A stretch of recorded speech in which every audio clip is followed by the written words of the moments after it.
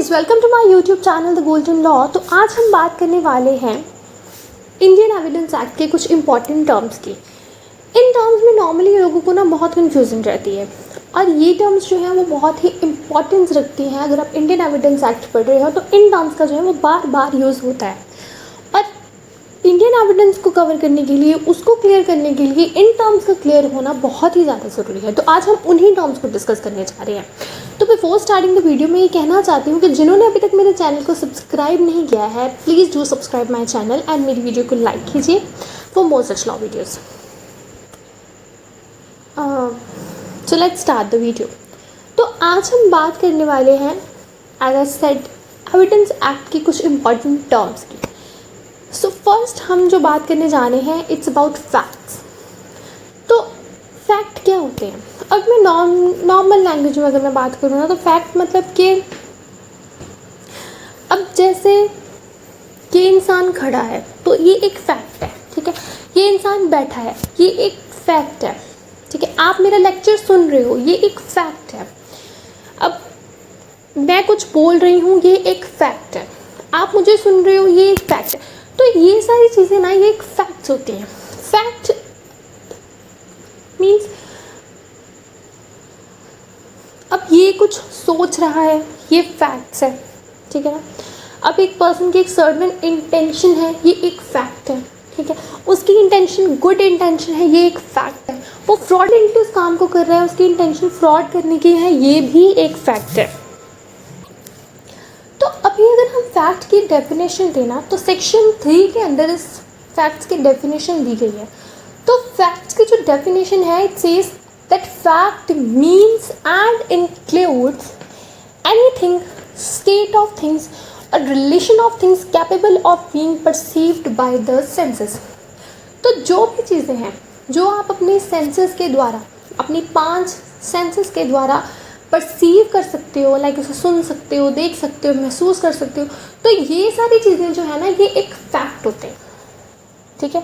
अब कोई भी मेंटल कंडीशन है, जैसे कि मैंने अभी आपको बताया था कि इस पर्सन का एक सर्टेन ओपिनियन है, वो कुछ सोच रहा है, उसकी कुछ इंटेंशन है, तो ये सारी चीज़ें भी जो है ना ये एक फैक्ट है।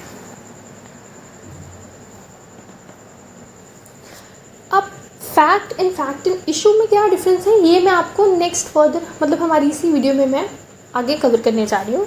तो अभी ये हो गए फैक्ट्स। अभी मैं बात करती हूँ फैक्ट्स इन इशू की। तो फैक्ट्स इन इशू क्या होते हैं? अब सपोज मैंने कहा कि ये जो ए है ये इस चीज़ को विथ बैड इंटेंशन कर रहा है, ठीक है। तो अगर तो मैंने कहा और बी ए ने मान लिया तो वो तो एक फैक्ट हो गया, बिकॉज मैंने कहा उसने मान लिया, ये एक फैक्ट है, ठीक है। बट यहाँ पे अगर ए जो है वो मेरी चीज़ को डिनाई कर देता है, मेरी बात को डिनाई करके कहता है कि नहीं मेरी इंटेंशन यहाँ पे अच्छी थी, मेरी इंटेंशन बुरी नहीं थी, मैंने जो भी किया वो बैड इंटेंशन से नहीं किया बल्कि मैंने उसे अच्छी इंटेंशन से किया, तो ये हो गया हमारा फैक्ट इन इशू। तो फैक्ट इन इशू अगर मैं नॉर्मल लैंग्वेज में कहूँ ना तो जब एक पार्टी किसी चीज़ को असर्ट करती है, एक पार्टी जब किसी चीज़ को मानती है, उसको एलेज करती है, और दूसरी पार्टी जब उस चीज़ को मना कर देती है, उसको डिनाई कर देती है, तो वो हमारे फैक्ट्स एंड इशू होते हैं। अब जैसे एक और एग्जांपल है, ठीक है। ए ने मान लो कहा कि ये जो दुकान है ये मेरी दुकान है, ठीक है। तो अब मान लो अगर बी ने इस चीज़ को मान लिया, बी कहता है कि ठीक है ये तेरी दुकान है, तो ये फैक्ट हो गया। बट अगर यहाँ पे बी कहे कि नहीं ये दुकान तेरी नहीं, ये दुकान तो मेरी है, तो it would be fact in issue, because यहाँ पे ए जो है वो मान रहा है कि ये दुकान मेरी है, लेकिन बी जो है वो नहीं मान रहा। बी इस फैक्ट को डिनाई कर रहा है, ए अलज कर रहा है और बी डिनाई कर रहा है, बी मना कर रहा है। तो यहाँ पे जो ये है ये एक फैक्ट इन इशू है। तो अगर एक पार्टी मान रही है, दूसरी भी मान रही है, तो ये एक फैक्ट है। लेकिन अगर एक पार्टी मान रही है और दूसरी नहीं मान रही है तो that would be fact in issue. अब सपोज ए कहे कि ये मेरा नाम है, ये मेरे फादर का नाम है, ये चीज़ें, तो यहाँ पे बी जो है वो मान रहा है, ठीक है। अगर मान लो ए ने कहा कि मेरा नाम ये है, उसने मान लिया, ठीक है। बी ने कहा, ए ने कहा ये मेरा फादर्स नेम है, बी ने वो भी मान लिया, लेकिन अब यहाँ पे ये कह रहा है ये दुकान मेरी। अब बी ने यहाँ पे इनकार कर दिया कि नहीं भाई ये दुकान तेरी नहीं, ये तो मेरी है, तो वो फैक्ट इन इशू हो गया, बिकॉज यहाँ पे बी नहीं मान रहा है। तो यहाँ पे ए इलाज कर रहा है लेकिन बी डिनाई कर रहा है, तो that would be fact and issue.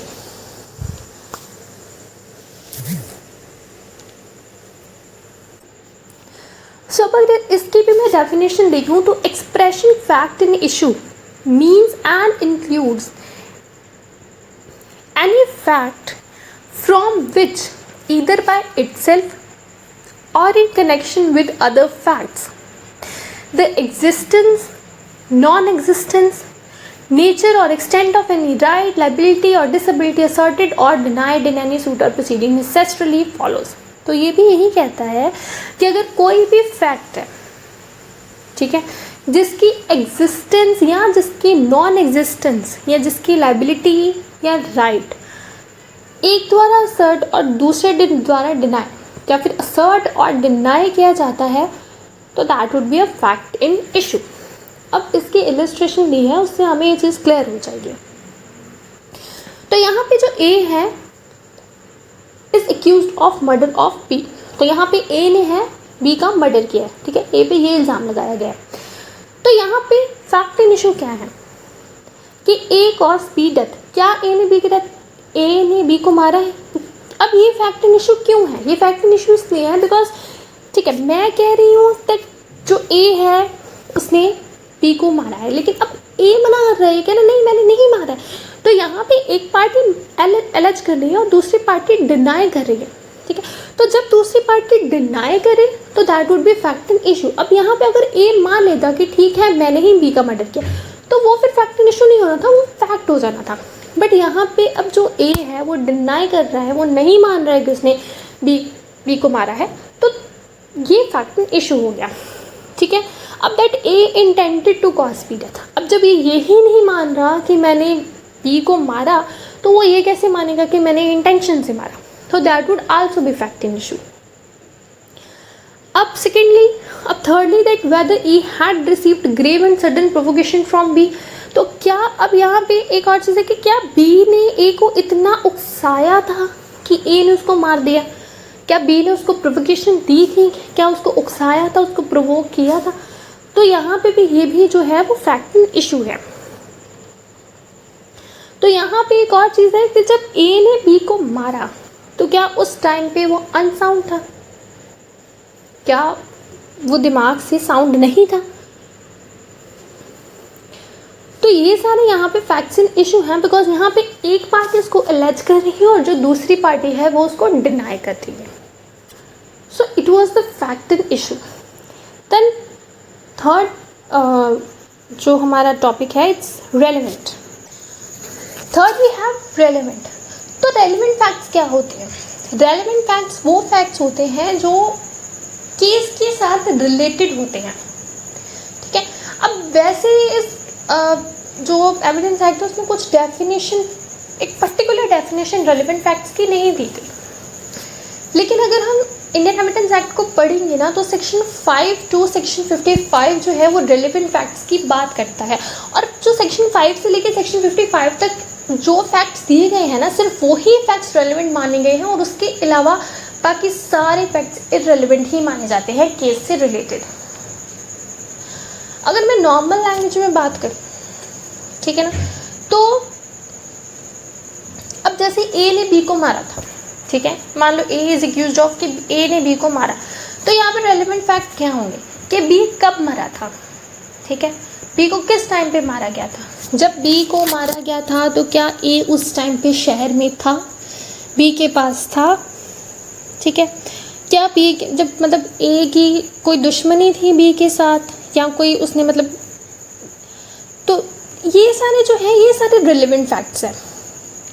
अब जैसे सपोज ये फैक्ट आ जाए कि जो ए है उसका डी के साथ क्या रिलेशन है, वो डी को कैसे जानता है, डी के साथ कोई दुश्मनी है कि नहीं, तो ये सारे तो रेलेवेंट फैक्ट्स होते हैं बिकॉज यहाँ पे बात ए या बी की मतलब बी की डेथ की चल रही है, तो डी का तो कोई लेना देना नहीं है, तो इसलिए ये जो है वो इररेलेवेंट फैक्ट हो जाएंगे।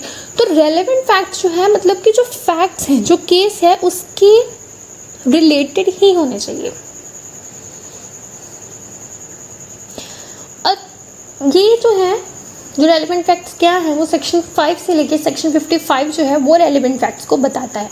और इंडियन एविडेंस एक्ट में सिर्फ यही सेक्शंस जो हैं वो रेलिवेंट फैक्ट्स को बताती है। इसके अलावा जितने भी फैक्ट्स हैं वो सारे इररेलेवेंट फैक्ट मानेंगे। So this was a video. I hope आपको ये टर्म्स क्लियर हो गई, और अगर आपको इसमें कोई भी क्वेरी है यू कैन आस्क मी। अपनी IPC, Indian contract act and Hindu marriage की एक्ट की जो भी प्ले लिस्ट है वो मैंने ऑलरेडी हमारे लिंक में दी हुई हैं। आप हमारे लिंक की डिस्क्रिप्शन में जाके,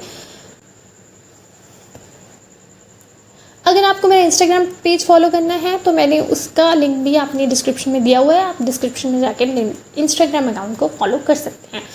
एंड लाइक माई वीडियो और मेरे चैनल को सब्सक्राइब कीजिए for more such law videos. Thank you guys.